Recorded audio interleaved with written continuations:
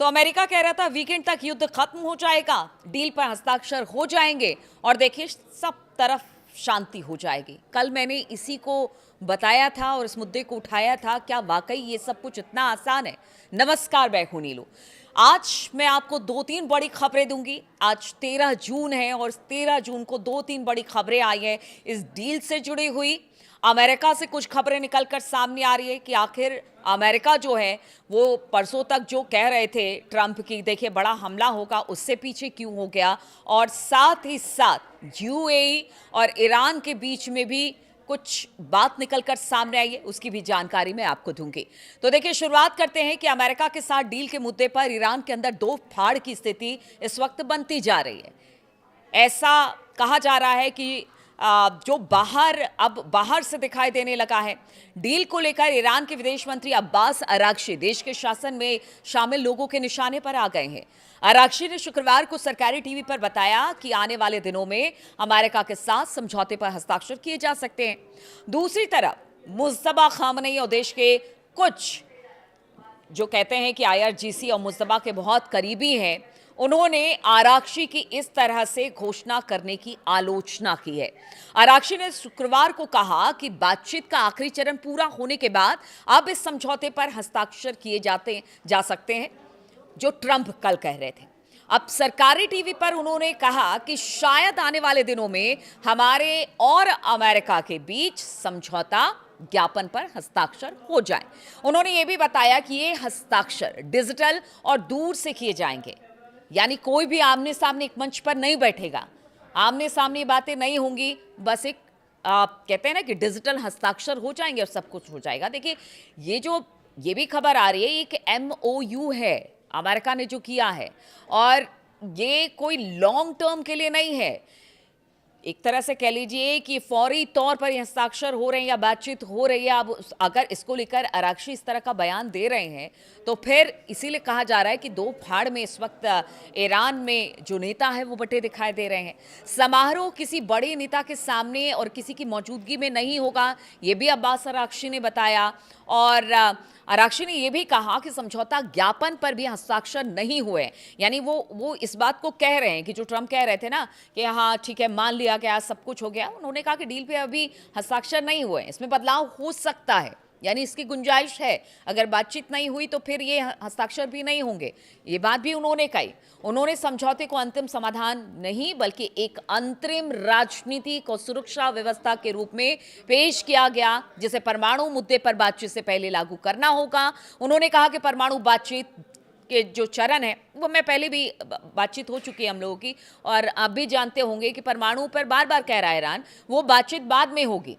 पहले जो अभी अहम मुद्दे हैं पहले उस पर बातचीत करिए, हॉर्मूज खोलने पर बात कीजिए, हमारे पैसे रिलीज करने पर बातचीत कीजिए।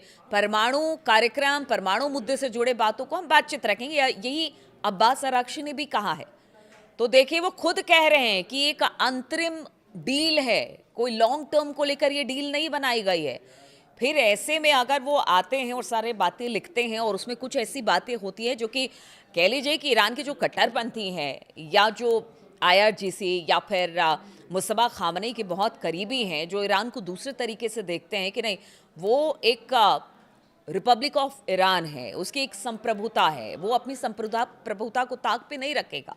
इसीलिए वो इस बात को कह रहे हैं कि ऐसे कैसे कुछ भी अमेरिका अपनी बेजा बातों को रखेगा और हम उस पर हस्ताक्षर कर देंगे, ऐसा हो नहीं सकता। अच्छा, इसके पहले आरागची ने एक्स पर एक पोस्ट भी लिखा और उसमें इस्लामाबाद समझौता कभी भी अंतिम रूप देने और इतना करीब नहीं पहुंचा था, इस बात को कहा उन्होंने। और इसके साथ ही उन्होंने मीडिया से अपील की थी कि वो प्रक्रिया पूरी होने से पहले इसकी जो कंटेंट है इसका या जो बातें डील में आई है उस पर किसी तरह की अटकल लगाने से भी आरागची ने मना किया था। आरागची की इस पोस्ट को अमेरिकी राष्ट्रपति डोनाल्ड ट्रंप ने रीपोस्ट किया और इसे बहुत ही सकारात्मक कदम बताया। अब इसी के बाद आरागची जो थे वो कट्टरपंथियों के निशाने पर आ गए।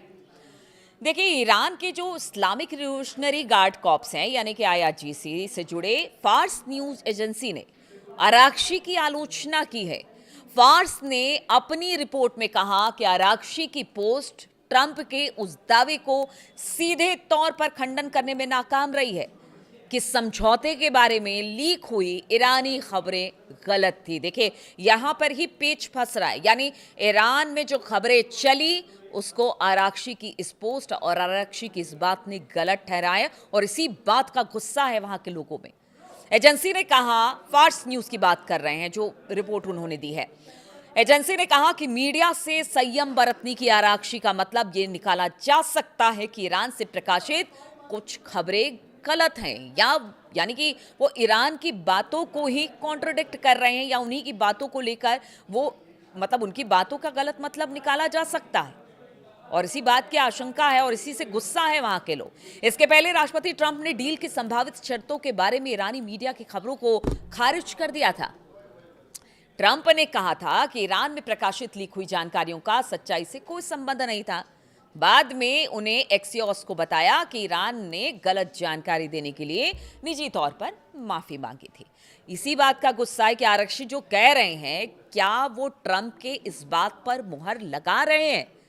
ये कभी ईरान के लोगों, वहां पर जो मुसबा या आईआरजीसी या फिर जो धर्मगुरु हैं, या आप सोचिए कि ईरान दो तरीके से चलता है, एक तरफ तो सरकार है और दूसरे तरफ वहां पर जो एक पुरानी सभ्यता है जिसको लगातार लोग मानते हैं, उस धड़े को मानने वाले भी लोग हैं। तो ऐसे में वो सीधे सीधे आराक्शी पर सवाल खड़े कर रहे हैं कि आपने तो ईरान को ही झूठा बता दिया। ईरान के कट्टरपंथी सांसद महमूद नबावियन ने भी ड्राफ्ट की आलोचना की है।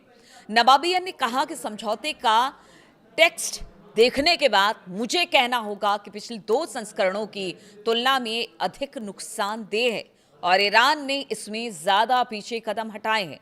वहीं शुक्रवार को नमाज के बाद कई नेताओं ने समझौते को लेकर चेतावनी दे दी है। कहा है, सुप्रीम लीडर मुस्तफा खामनेई की मंजूरी के बिना कोई भी समझौता स्वीकार नहीं होगा। आप कितनी भी बातचीत कर लीजिए, लेकिन जब तक मुस्तफा खामनेई किसी भी डील पर समझौता नहीं करते हैं, हस्ताक्षर नहीं करते हैं, अपनी स्वीकार्यता नहीं देते हैं, तब तक वो डील नहीं मानी जाएगी। यानी एक तरह से साफ हो गया। अब ऐसे में इसीलिए तो पूछ रही थी कि क्या ट्रंप जो वीकेंड में सब कुछ ठीक होने की बात कर रहे थे, डील पर हस्ताक्षर करने की बात कर रहे थे, वो वाकई हो पाएगा? नामुमकिन लगता है इस खबर के बाद। तो देखिए, ईरान लड़ रहा है और इसलिए जो आराक्शी की इस तरह के समझौते से वहां के लोग खफा हैं, वहां के पुराने नेता खफा हैं। उन्होंने कहा कि देखिए, हमने अमेरिका से युद्ध लड़ा, हमने कभी उनकी बेजा शर्तों को नहीं माना, तो अब कैसे मान ले? अब ऐसे ही मान ले कि मतलब हाँ ठीक है, युद्ध रोकना है तो मतलब ईरान की तमाम शर्तों को ताक पर रख दे और उनकी बात मान ले? ऐसा नहीं होगा।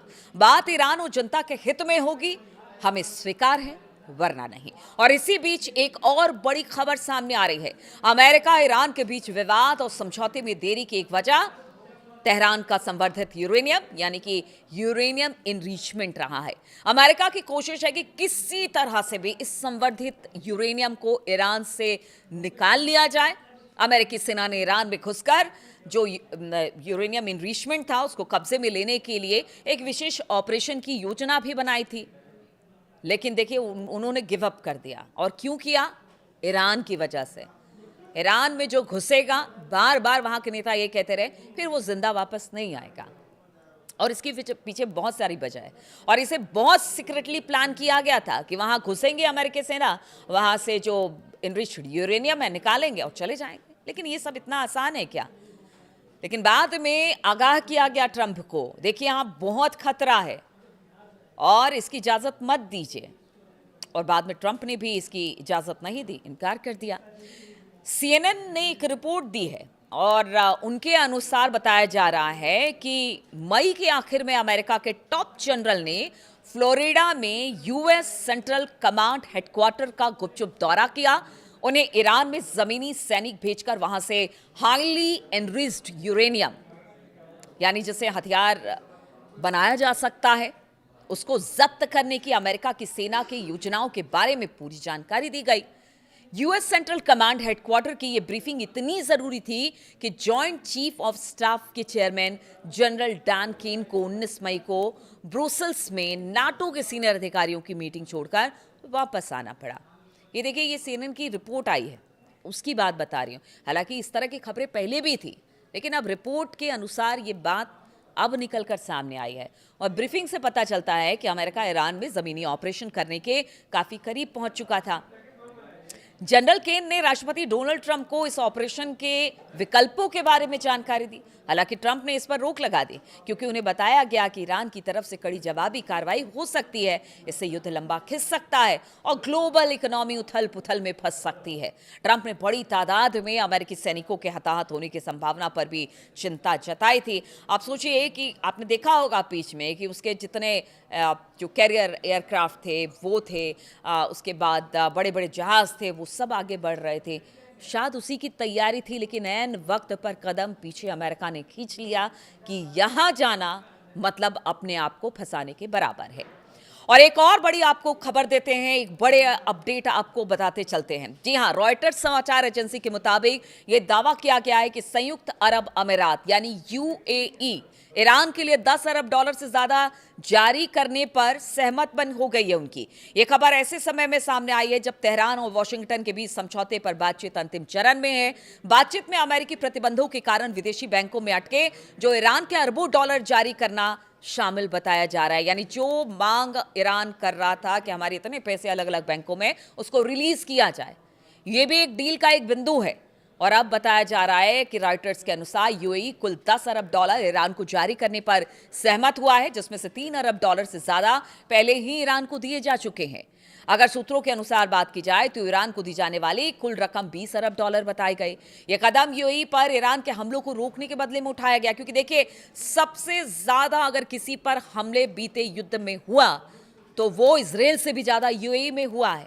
और इसीलिए कहा जा रहा है कि पैसा यूएई दे रहा है ईरान को। हालांकि देखिए इस खबर की पुष्टि नहीं करती हूं, रॉयटर्स से जो खबर आई है वो बता रही हूं, ये एक प्रोपेगेंडा भी हो सकता है। देखिए इस वक्त एक युद्ध जमीन पर और मैदान में आकाश से लड़े जा रहे, तो दूसरी तरफ कलम से भी, यानी जो कहते हैं ना कि एक युद्ध समाचार और इस तरह की खबरों से भी लड़े जा रहे हैं। रॉयटर्स की रिपोर्ट में ये साफ नहीं किया है कि ट्रांसफर की तय की गई जो रकम है यूएई की है या फिर यूएई की बैंकिंग प्रणाली में लंबे समय से अटके ईरान के खातों से आई है। अमेरिका और ईरानी अधिकारियों की ओर से इस मुद्दे पर फिलहाल कोई प्रतिक्रिया नहीं दी गई है। दोनों देशों ने इस पर स्थिति साफ नहीं की है। संयुक्त अरब अमीरात के विदेश मंत्रालय ने उन रिपोर्टों को साफ तौर से खंडन कर दिया है जिसमें दावा किया गया है कि ईरान को 3 अरब अमेरिकी डॉलर ट्रांसफर यूएई कर रहा है। मंत्रालय ने कहा कि आरोप पूरी तरह से झूठे हैं और बेबुनियाद हैं। मिलिट्री ने साफ किया कि ईरान का फ्रीज किया गया फंड यूएई के जरिए ट्रांसफर या रूट नहीं किया गया है। अमेरिका के साथ डील के मुद्दे पर ईरान के अंदर देखिए अब दो फाड़ हो गया है। इधर यूएई पैसे दे रहा है, क्या है क्या नहीं है यूएई बताएगा और आगे आने वाले दिनों में ये पता चलेगा कि वाकई कुछ ऐसा हो रहा है, क्योंकि इस वक्त खबरें भी बड़ी तेजी के साथ आगे बढ़ती हैं जब युद्ध के मैदान में दो देश आमने सामने होते हैं। इधर ईरान में जिस तरह की स्थिति बन रही है तो इन सब बातों से तो यही लग रहा है कि कुछ जो डील के बिंदु हैं उस पर तो बातचीत हो रही है, उस पर तो सहमति बन रही है, लेकिन जहां तक ईरान की संप्रभुता, ईरान की जनता और ईरान की बेहतरी के लिए जो बातें, इतना लंबा युद्ध ईरान ने लड़ा है, आप सोचिए बहुत नुकसान ईरान को हुआ है, इसमें कोई दो राय नहीं है। वो लोग झूठ बोलते हैं जो ये बताते हैं कि ईरान ने ये मारा वो मारा है, लड़ रहा है, वो लगातार लड़ रहा है ईरान अमेरिका से, और यही वजह है कि अमेरिका की हिम्मत नहीं पड़ती कि ईरान की धरती पर उतर आए। लेकिन देखिए ईरान को नुकसान भी बहुत हुआ है। अब ऐसे में इतने नुकसान के बाद अगर आप अमेरिका के आगे झुक जाएंगे तो फिर इस लड़ाई का क्या होगा? आप ईरान की जनता ने जो अपना सब कुछ दांव पर लगा दिया है उसका क्या होगा? इसीलिए जिस तरह से खबर आई और बताया ये गया कि देखिए अब्बास अराक्ची ने जो कहा वो अपनी बातों को ही, यानी ईरान के जो खबरें आई या बाकी चीज़ आई उसको ही कॉन्ट्रोडिक्ट करता हुआ ये पूरा बयान था। इसी वजह से अब नाराज़गी वहाँ पर देखी जा रही है। लेकिन हाँ, जहाँ तक डील की बात है वो तो फिलहाल इस वक्त दिखाई नहीं दे रहा है। अब ऐसे में ट्रंप करेंगे क्या होगा इस डील का? क्या एक बार फिर से क्योंकि देखिए कल भी हमने देखा था कि कुछ हमलों की खबर आई थी, ये कहते हुए कि ट्रंप ने कहा था कि नहीं अब युद्ध खत्म हो गया, डील हो जाएगी, शनिवार रविवार हम सब बैठ के चाय पिएंगे, हस्ताक्षर करेंगे, अपने अपने घर जाएंगे, युद्ध समाप्त हो जाएगा। तो ऐसा नहीं लग रहा है। ईरान में भी इस वक्त दिक्कत है। हालांकि देखिए जो दो फाड़ की बात ईरान में होती है उसको ये भी कहा जा सकता है कि जो पश्चिम जितने वहाँ के मुल्क के पश्चिम देश के अखबार हैं या फिर वहाँ से जो सूचना मिलती है वो कहीं ना कहीं गलत तरीके से ईरान को लेकर पेश की जाती है। तो अब इसमें क्या सच्चाई है क्या नहीं है नहीं पता, लेकिन फिलहाल ईरान के रुख से तो यही लगता है कि जब तक उसकी बात नहीं मानी जाएगी तब तक डील नहीं होगी। बहुत बहुत शुक्रिया आप सभी का मेरे साथ इस वीडियो में शामिल होने के लिए।